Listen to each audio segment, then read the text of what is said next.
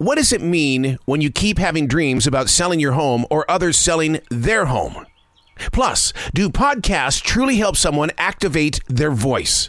Where can they find how real it can be? My name is Arroe. I'm a daily writer, a silent wolf. That means I stand on the sidelines and do nothing but watch, listen, study, then activate. I call it the Daily Mess, a chronological walk through an everyday world. Yes, it's my morning writing.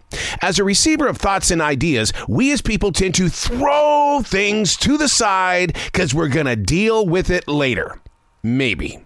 When a subject arrives inside of me, I know it's time to dig in. It's still keeping that daily journal, but by doing the research, the picture becomes clearer. This is the Daily Mess.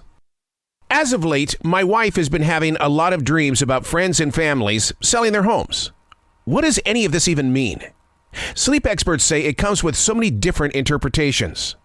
A home represents a person's identity. It's how we view ourselves and others. Dreaming about homes being sold represents a point of transition. You're either being invited into a new role or you're exiting one. This is also a time in your life to check in on how well you're taking care of yourself, physically, psychologically, spiritually, as well as financially.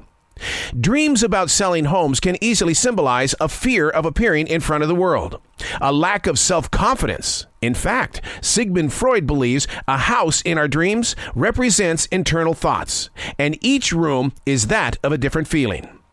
It's also been written that dreaming about homes being sold could be a calling for change. Moving into a new home can be an amazing experience.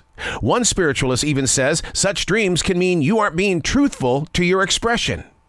And what is seen as natural is actually being forced into action.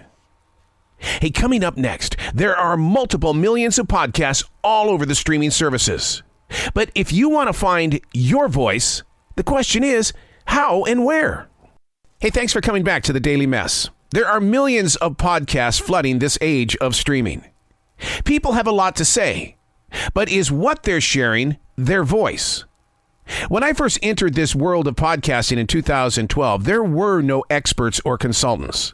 Today, they're like churches. There's one on every block, and they all claim to know the right way. Through research, I've learned that hosting a podcast is a great place to locate your voice, meaning sharing your views and experiences. It creates a connection with people in so many different communities. But to get there, the podcast professionals remind us to be authentic. And I love this rule, too, that they always say, please don't sound like you're a radio person. Make your subjects relatable to the community. So many great people start a podcast, but end up breaking free of it because the long-term vision has evolved into other layers of thought. Again, the podcast pros remind each and every one of us to know who our listeners are. Staying focused on them is essential. Put thought into your categories and be willing to expand. There's money to be made, but what are you really trying to sacrifice? And are you really trying to make money or just get your voice out there to make a difference in a community or around the world? I'm Arroe, and that's the Daily Mess.